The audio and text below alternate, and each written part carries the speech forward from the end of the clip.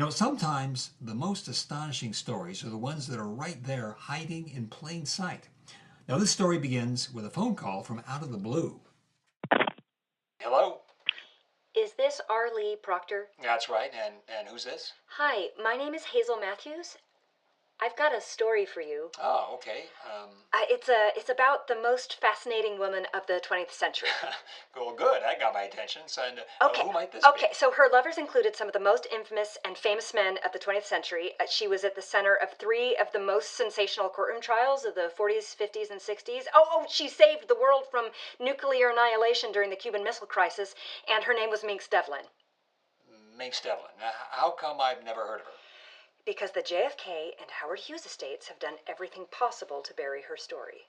And because she was blacklisted. And also because she was a righteous babe who lived out loud, which intimidated men who write film history. If you want a second opinion, you can call Skylar DeWolf at the UNLV Film Department.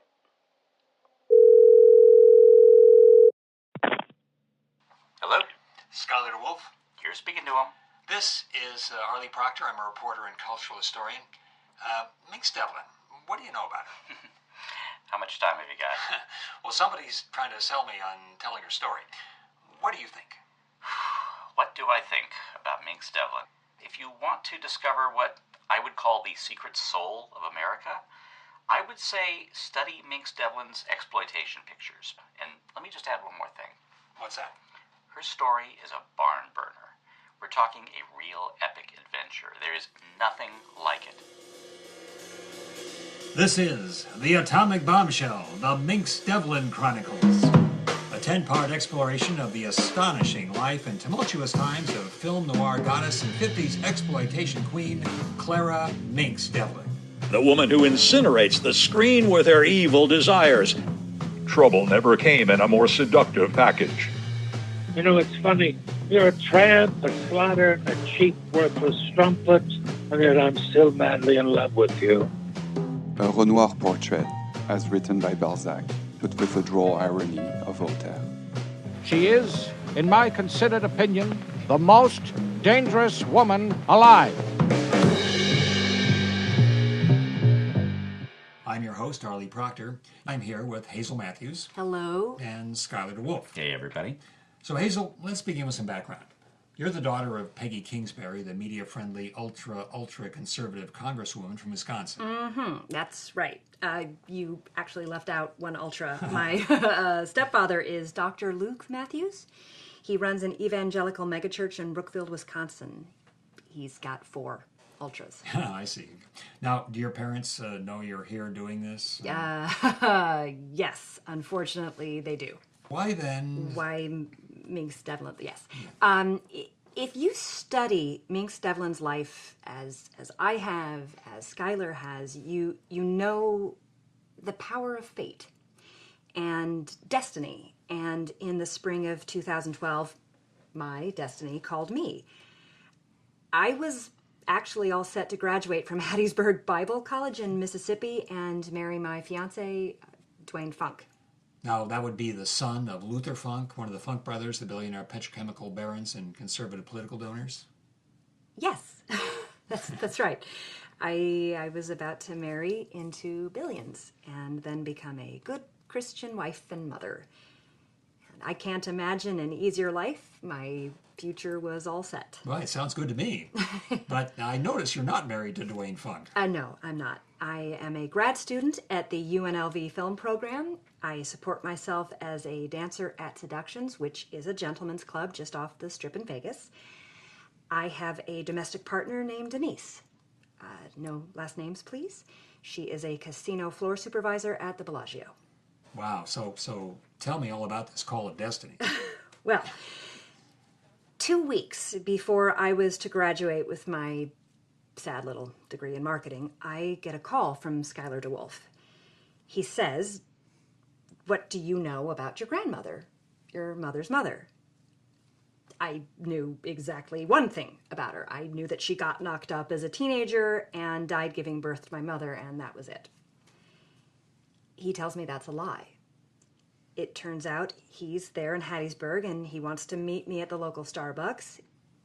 He buys me a vanilla latte, and he tells me this wild tale about my grandmother being a notorious movie goddess. I sure did. That was the best vanilla latte that I think I ever bought. Because it was on that day that I enlisted Hazel into what I call my Dangerous Films Club. And of course, I was thrilled to be able to share them with Hazel. Yeah, I was shocked.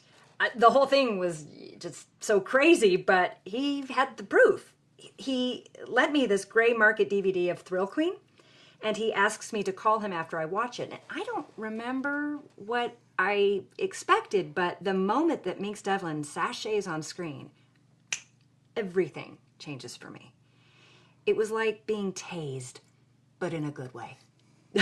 This woman was everything I wasn't. She was sexy, she was funny, she was emotional, she was unafraid, and she was alive. I was hooked. And I wasn't surprised. Hazel, do you remember the first words you said when you called me back? Got any more of this? And of course I did. So I gave her DVDs of Jive Crazy and The Atomic Bombshell. I finished the second one at 3 a.m. and I couldn't go to sleep, so I called him back. I usually can't go to sleep after I watch a Mynx Devlin movie. I have been a fan for 20 plus years, and like I said, I was thrilled when I acquired some of her journals and scrapbooks. I told Hazel I was working on the first comprehensive monograph of Mynx Devlin movies, and I invited her to come to Las Vegas so she could finally get to know her grandmother. Suddenly, it was like I had a choice. Like in The Matrix, I could take the blue pill and I could marry this very nice, utterly conventional guy that I'd known since grammar school and enjoy a lovely, friction-free slide into oblivion. But now there was this red pill. The one that opened a door marked danger in a boarded-up building in the forbidden city of dreams. So you took the red pill. Oh, I did indeed. I drove my Toyota Corolla to Vegas, and I spent the week that I should have been graduating from college going through Skylar's Mynx Devlin archive. Then I called my mother and screamed at her. I mean, how could she keep this from me? Well, what did she say? Oh, she tried to change the subject. What was I doing in Vegas? Why hadn't I graduated? Who told me this? And what difference did it make? Why hadn't I called Dwayne to rent the church? And she told me, well, no, actually, she ordered me to come home and forget all about Mynx Devlin. And then you said... Go to hell, Mom! I was mad. I really let loose. And inside my rage, I felt this wonderful sense of... liberation. I didn't know where exactly this was going to take me, but for the first time, I felt like I owned something. This was my adventure. This was my destiny. So I called Dwayne. I broke up with him. I got an apartment here in Vegas. I taught myself pole dancing to support myself, and I began taking classes at UNLV. Wow. And then eventually you called me. I want the world to know about my grandmother. And because of you, here we are. Yep. So for the next 9.5 episodes, Hazel, Skylar, and I will share what we discovered. And the question is always, why should you care, listener? I think it's because every great mystery story begins with a sentence, "The truth is hiding." And this story will reveal the truth that will change everything. And I think that it's the story of America in the 1950s as some kind of bland Ozzie and Harriet dream of smug conformity, and that dream gets vaporized by Mynx Devlin's adventures because her life reveals what was bubbling under the 1950s, the Red Scare, paranoia about the atomic bomb, Jim Crow racism, the primal shriek of rock and roll, the liberated women longing for freedom to find their own destiny. Mm-hmm. So really, Mynx Devlin's story is our story writ large. It's the saga of a woman who searches for love, who battles fate, and who suffers horrific misfortune as she fights to find happiness. Okay, that's a story that's worth telling. So now we've decided to begin our tale at the end with her controversial death. I've got a news item here. Las Vegas Sun, January 2nd, 1969. Most dangerous woman alive dies in fiery car crash. Red acid queen, late night movie hostess, burned alive. Clara Mynx Devlin, known to Las Vegas night owls as the Baroness von Frightenstein on Channel 8 and earlier dubbed the most dangerous woman alive by J. Edgar Hoover, was killed in a one-car accident early yesterday morning. According to police sources, her passion pink 1959 Cadillac convertible veered off State Highway 165, flipped, and exploded in flames, incinerating both the vehicle and its occupant. Police believe that the car was going over 100 miles an hour at the time of the accident. I don't believe a single goddamn word of that obit, including the words and the. Total put-up job. Rodney Burdett is a retired Las Vegas police detective turned blogger and amateur cold case investigator. He's currently working on a book with a controversial premise. I believe, and I think I'll soon be able to prove, that Clara Devlin was murdered by a bomb placed in her car. Well, who would want to kill her? You mean beside everybody? Of course, we now know her conviction as the Red Acid Queen was a straight frame-up. We know that J. Edgar Hoover had been obsessed with ruining her life for, 25 years? We know the same right-wing loonies who murdered King and Bobby Kennedy hated her guts. The question you ought to be asking is, who isn't a suspect? Who didn't want to murder Mynx Devlin?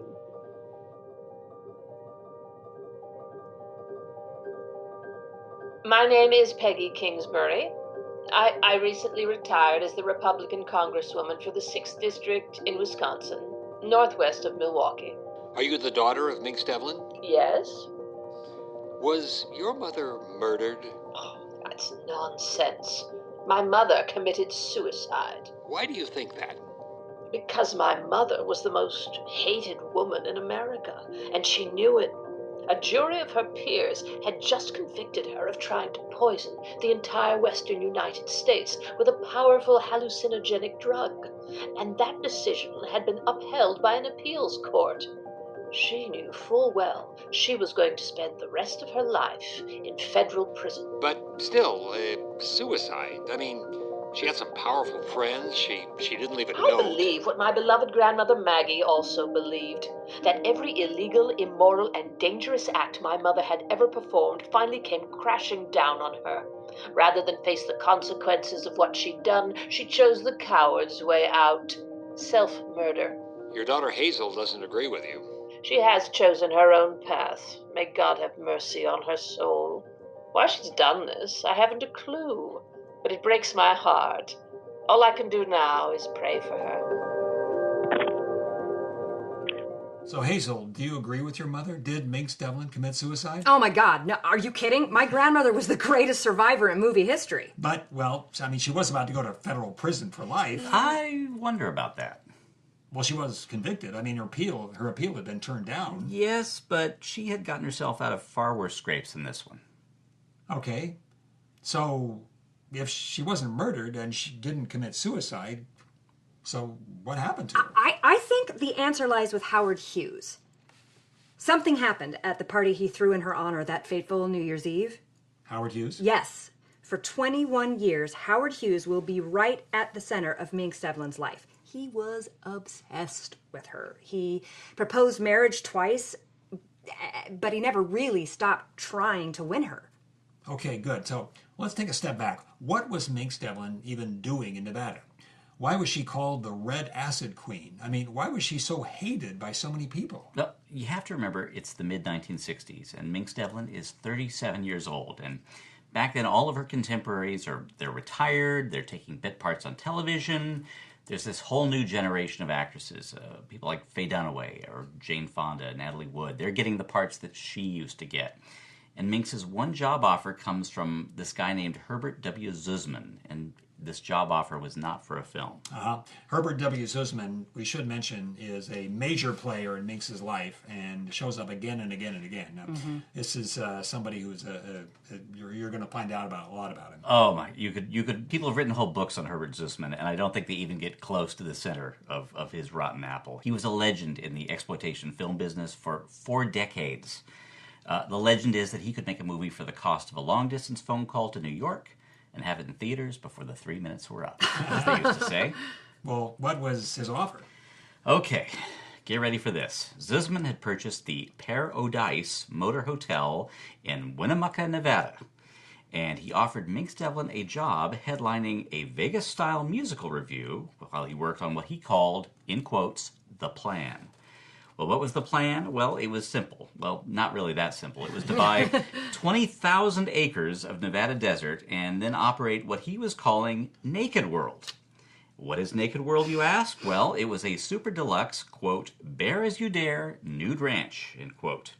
So think of it as an issue of Playboy magazine come to life with unlimited sex, alcohol, and gambling. Wow, Naked World. I am not making this up. This sounds ambitious. Oh, ambitious isn't the word. And Mynx knew who was bankrolling the plan. It's coming from her old pal, Howard Hughes, because he's buying up every available casino in Las Vegas. And all of this is just a prelude to moving his whole operation to Nevada. Now, Mynx has been fighting Hughes off ever since 1947, and that's when he put her under contract to make movies. Now she's starting to feel trapped. If she doesn't do anything, Hughes will finally have her. But fate intervenes. And her salvation, or at least what she thinks is her salvation, arrives when she attends a speech by Latham Book Salisbury, who is another very pivotal player in this melodrama. Okay, we're going to take a very brief break right now. Now, normally, in a normal program, this is where the commercials would go. But, well, here there aren't any, because this podcast is 100% supported by listeners like you. If you're enjoying the Atomic Bombshell, if you like what you hear, please go to richlyspun.com and kick us a few bucks. We've got a lot more stories to tell, and that would really help us tell them. Now back to this episode of the Atomic Bombshell.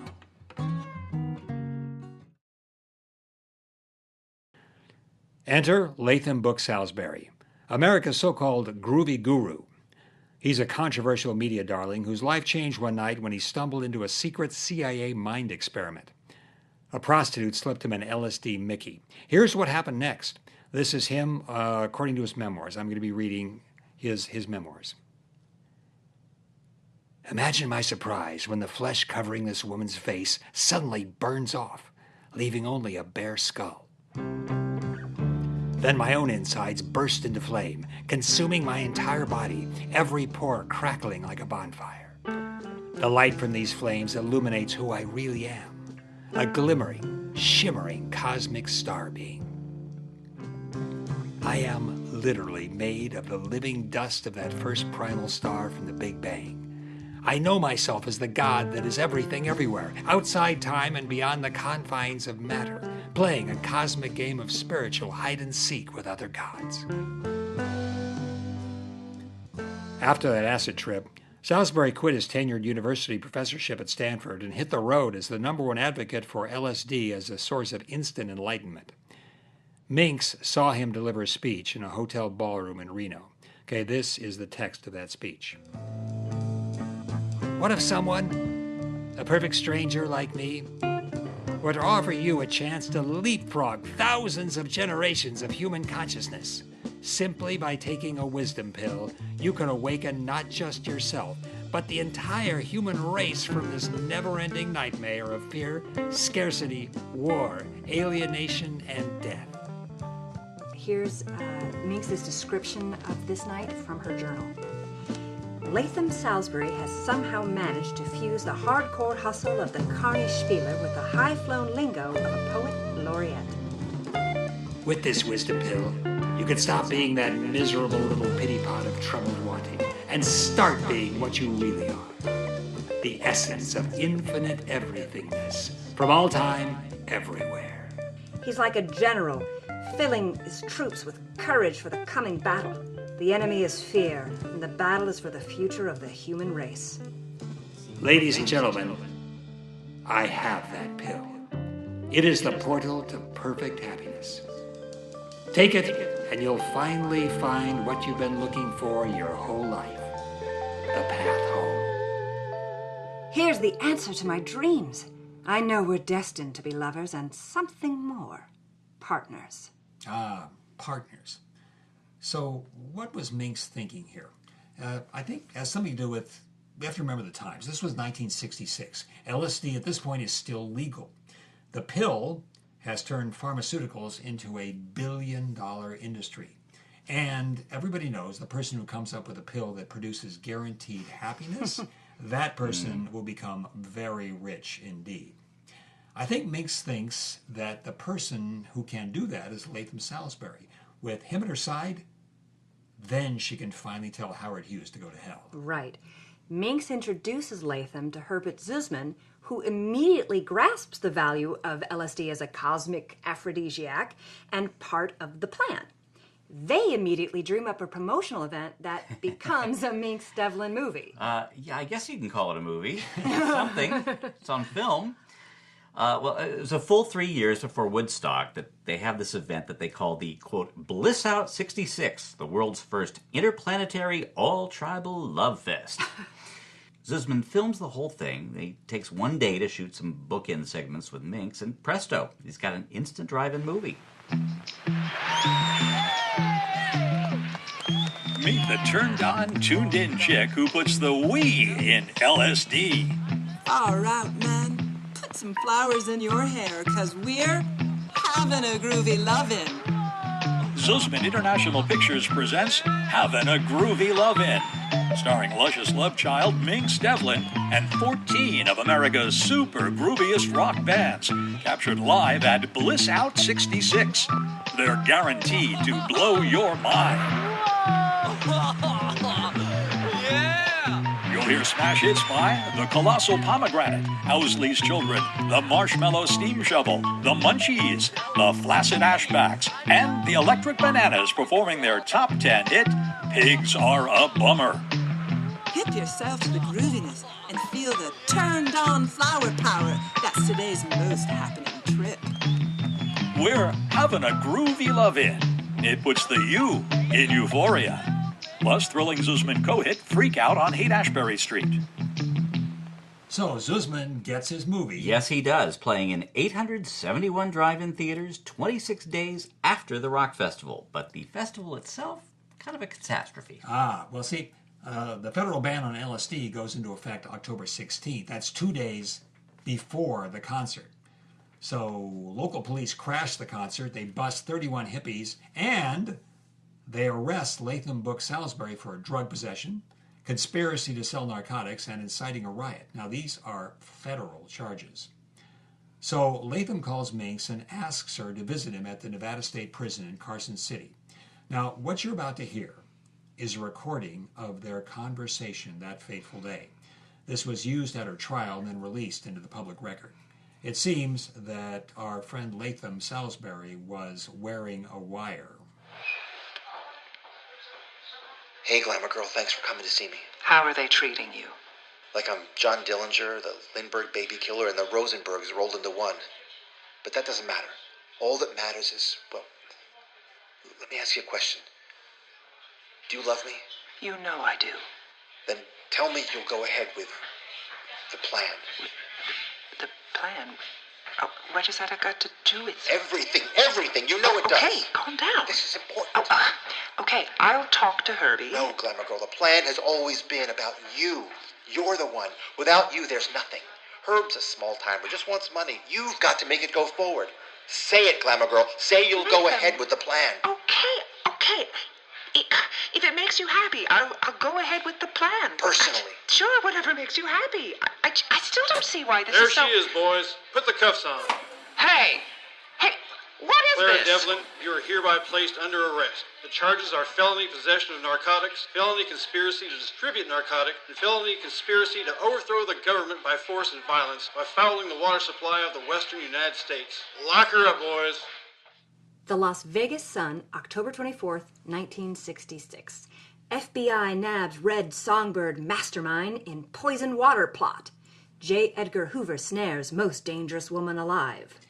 So to save himself, Latham Salisbury tells the FBI that Mynx Devlin invented the plan, and the plan is to, get this, put LSD into Lake Mead to blow the mind of California, Nevada, and Arizona. Yeah, this is catnip to J. Edgar Hoover, who has been trying for years to throw Mynx into the slammer.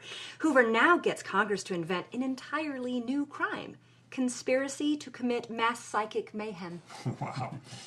On December 3rd, 1966, Mynx goes on trial in Federal District Court, Reno, Nevada, and fate conjures a perfect storm of hostile circumstances against her. Three things. First, the trial is held as a wave of anti-drug hysteria washes over America. One of J. Edgar Hoover's experts calls LSD, quoting here, a bigger threat to the public than the hydrogen bomb. The second thing is, Mynx's past does her in. In the trial, the attorney brings up her membership in the Communist Party, her 1947 bust for drug possession, and her 1959 attempted murder trial. And the final thing, this is the final nail in the coffin, the prosecution's chief witness is Latham Book Salisbury. Here's his testimony.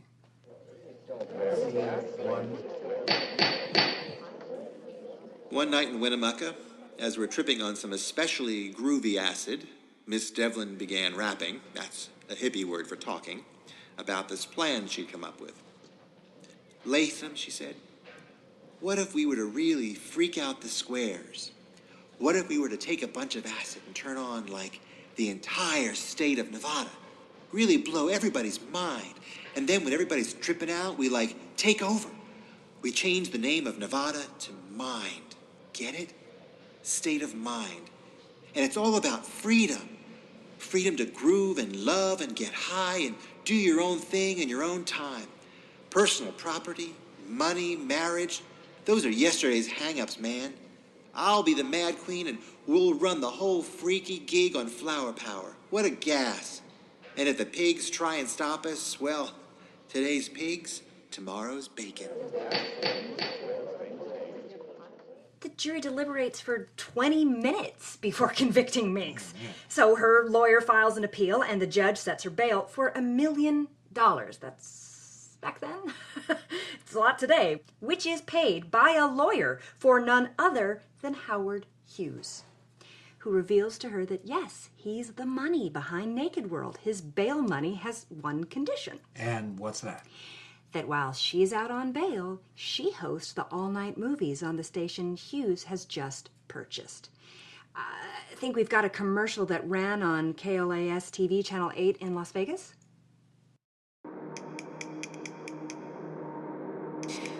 Yes, it's me, Baroness von Friedenstein, reminding you that the nighttime is the right time to be true to your ghoul.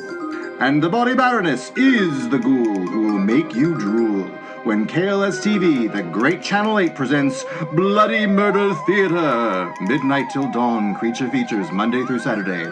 Co-starring Coagulus, the thirsty vampire, and his assistant, Ghastly. And it's all sponsored by a certain yours truly, Madman Mumford, Nevada's crazy used car king. Truth is, I want to give these cars away, but my wife won't let me. She's crazy. The show had a guaranteed viewership of one: Hughes himself.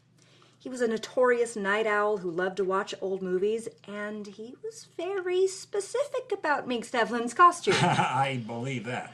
It's a strapless black sheath gown with this plunge to the navel, show everything neckline, side slit up to the upper thigh, exposing her legs, clad in garter-held black fishnets. Her face was ghost white with this crazy black eyeshadow and huge red lips. Her hair was jet black. It had this hideous silver streak that ran down the middle. You know, the funny thing is, now here's a show with an audience of one, and it quickly becomes a huge cult item in this crazy 24-hour town.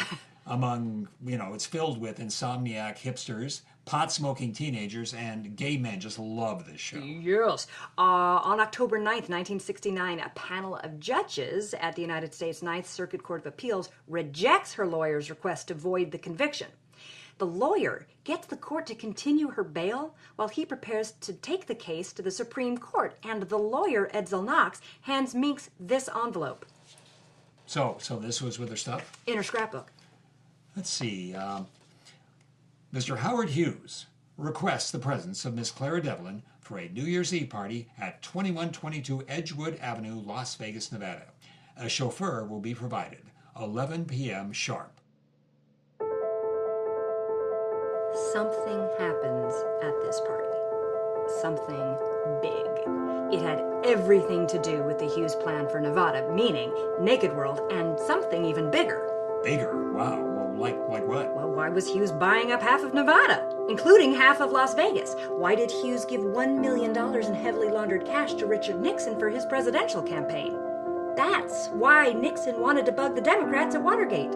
He was afraid that they were going to find out about the Hughes slush fund. So what's your theory about what happened that night? Well, the very last words in my grandmother's diary, actually the last word is Omega. Omega. Omega, the last letter of the Greek alphabet. This is some kind of endgame for Hughes and Mynx after the shadow boxing that had been going on for 21 years. Because don't forget, Hughes could pretty much do anything he wanted. He could buy anyone he wanted. He owned Richard Nixon, and he's the guy who could pardon Mynx, but he still didn't own her. And I think that drove him crazy.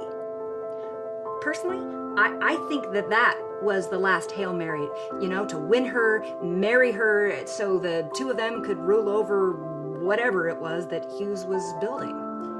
So we heard the official version, the newspaper version of what happened that last night. What do you think happened after she left that New Year's Eve party? We only have those news reports, but they don't tell you anything. Looking back over her life, I could start to imagine a picture. I think she was filled with joy as she zoomed across the Nevada desert. Top down, wind in her hair, chugging from a bottle of Dom Perignon when a trucker or maybe some crazy kids, I don't know, a Greyhound bus swerved into her lane and forced her into that ditch, and I'm thinking that this one last twist of fate had her laughing hysterically when those glorious flames consumed her because she was going out as she always wanted to, in a blaze of glory.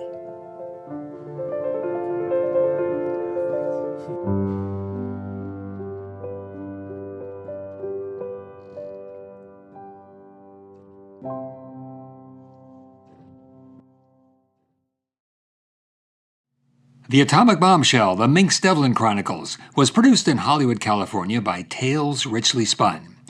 This episode is directed, produced, and edited by Matthew Solari and written by Arlie Proctor. Co-producer Kevin Whitaker, artwork by Rowan Proctor. Special thanks to Caitlin Mulder, Stephen Smith, Bill Lithgow, Diane Hurley, Tony Rusomano, and Will Reinbold. Please visit richlyspun.com/atomicbombshell to find books and movies that will illuminate the psychedelic 1960s when this episode took place. richlyspun.com is also where you can pre-order the book that inspired this podcast, The Atomic Bombshell, Mynx Devlin's riotous tell-all autobiography.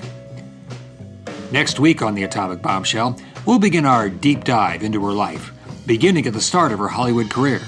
We'll visit her fling with Orson Welles, ending with the most famous pot bust in Hollywood history, which didn't destroy her. In fact, it made her the hottest thing in Hollywood.